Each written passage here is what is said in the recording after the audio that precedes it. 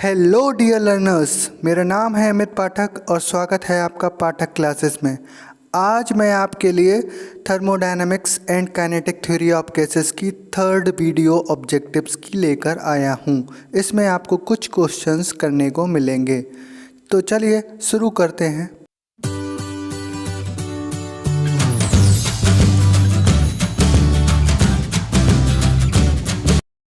Unit आपकी वही चल रही है, zeroth and first law of thermodynamics. इसके कुछ ऑब्जेक्टिव्स मैंने पिछली वीडियोस में करा दिए थे, जिन्होंने नहीं देखे हैं वो जा कर के देख लीजिए, बहुत ही इम्पॉर्टेंट है। आज कुछ इम्पॉर्टेंट ऑब्जेक्टिव्स आपको कराने वाला हूँ। कल इस वीडियो के फाइनल ऑब्जेक्टिव्स आपको प्राप्त हो जाएंगे, यानी ये यूनिट कल कंप्लीट हो जाएगी। तो चलिए शुरू करते हैं। पहला क्वेश्चन है, N ideal gas undergoing adiabatic change has the following pressure temperature relationship। यानी क्वेश्चन कह रहा है कि एन आइडियल गैस के लिए जो एडियाबेटिक चेंज के दौरान हमारा प्रेशर और टेम्परेचर में रिलेशनशिप निकल के आता है वो क्या होता है। ऑप्शंस हमको दे रखे हैं, पी की पावर गामा -1, टी की power gamma is equal to constant, P की पावर गामा T की power gamma -1 is equal to constant, P की पावर गामा T की power 1 minus gamma is equal to constant, P की power 1 minus gamma T की power gamma is equal to constant. इन 4 options में से आपका कौन सा राइट ऑप्शन होगा? जिन्होंने एडियाबेटिक इक्वेशन पढ़ी होगी उनको पता होगा कि आइडियल गैस के लिए हम एडियाबेटिक इक्वेशन निकाल के लाते हैं। वो क्या आती है? पी बी की power gamma is equal to constant. ये हमारी वैल्यू निकल के आती है, ठीक है। अब अगर हमको रिलेशनशिप चाहिए किसके बीच में? प्रेशर और टेम्परेचर के बीच में। तो प्रेशर और टेम्परेचर के बीच में यहाँ पे वॉल्यूम तो चाहिए नहीं, तो पी वी बराबर आर टी इक्वेशन का हम यूज़ करेंगे, और पी वी बराबर आर टी इक्वेशन का यूज़ करके हम बी की वैल्यू उठा करके पुट करेंगे, तभी हमारा P और T में रिलेशन निकल कर आएगा। तो हमारा कौन सा ऑप्शन ठीक होगा? P की पावर 1 माइनस गामा T की power gamma is equal to constant. जिन्होंने भी ये आंसर लगाया होगा उनका क्वेश्चन बिल्कुल ठीक है। चलिए नेक्स्ट क्वेश्चन को देखते हैं। तो नेक्स्ट क्वेश्चन है हमारा, during adiabatic compression of A gas its temperature, यानी एडियाबेटिक कंप्रेशन के दौरान जो टेम्परेचर होता है उसमें क्या चेंजेस आते हैं? राइजेस होता है, बढ़ता है, फॉल्स कम होता है, रिमेन्स कांस्टेंट कांस्टेंट रहता है, बिकम जीरो। तो इन 4 ऑप्शंस में से कौन सा ऑप्शन राइट होगा? तो राइट ऑप्शन चूज करने के लिए आपको पता होगा फर्स्ट लॉ ऑफ थर्मोडायनेमिक्स होता है हमारा डी क्यू बराबर D you plus D W. ये हमारा फर्स्ट लॉ ऑफ थर्मोडायनेमिक्स होता है, और एडियाबेटिक प्रोसेस में डी क्यू का मान 0 होता है,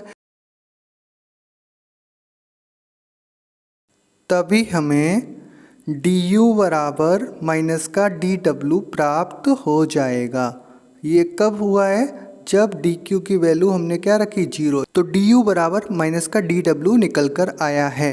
यानी जो एडियाबेटिक कंप्रेशन की प्रोसेस होती है उसमें सिस्टम पर वर्क किया जाता है।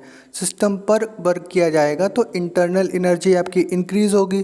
अब इंटरनल एनर्जी हमारी इंक्रीज़ होगी तब टेम्परेचर पर क्या इफेक्ट पड़ेगा? टेम्परेचर भी हमारा इंक्रीज़ होगा, यानी टेम्परेचर राइजेस होगा। Which option is right? Option number A is right, ठीक है।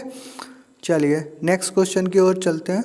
नेक्स्ट क्वेश्चन है हमारा, in which process the enthalpy remains constant. बहुत इंपॉर्टेंट क्वेश्चन है, एंथैल्पी किस प्रोसेस में कांस्टेंट रहती है? ऑप्शंस आपको बता रहे हैं, आप अपने आप गैस करके देखिए कौन सा ऑप्शन राइट होगा। पहला ऑप्शन है adiabatic expansion, isobaric expansion, joule expansion, joule Thompson expansion. तो इन 4 ऑप्शंस में से कौन सा ऑप्शन हमारा एंथैल्पी के लिए सही होगा? तो कौन सा ऑप्शन हमारा सही होगा? एंथैल्पी किस में कांस्टेंट होती है? एंथैल्पी क्या होती है? H बराबर क्या होता है? E plus P V. यही तो होता है sum of internal energy and product of pressure and volume. तो जो जूल थॉमसन एक्सपेंशन होता है, जूल थॉमसन एक्सपेंशन, उसमें हमारी एंथैल्पी कैसी रहती है? कांस्टेंट। क्योंकि अगर किसी फ्लूइड का हम प्रेशर डिक्रीज़ करते हैं, प्रेशर को डिक्रीज़ करते हैं, तो एंथैल्पी जो होगी हमारी वो कांस्टेंट हो जाएगी।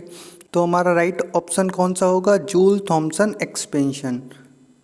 ओके, तो नेक्स्ट क्वेश्चन की ओर बढ़ते हैं हम। नेक्स्ट क्वेश्चन है हमारा, the work done during an adiabatic expansion of an ideal gas is. Most important question है, ये कई बार एग्जाम्स में आ चुका है और आपने जब भी एडियाबेटिक का एक्सपेंशन पढ़ा होगा तो इसमें इसको बहुत अच्छे से पढ़ा होगा। जो वर्क डन निकालते हैं, वर्क डन कितना निकल के आता है। इसके ऑप्शंस देखते हैं कि क्या क्या हैं हमारे। ऑप्शन नंबर ए है हमारा W is equal to 1/1 minus gamma P1V1 minus P2V2। Option number B W is equal to 1 गामा minus 1 P1V1 minus P2V2। Option number C W is equal to R T2 minus T1। Option number D W is equal to R T1 log base E B2/V1।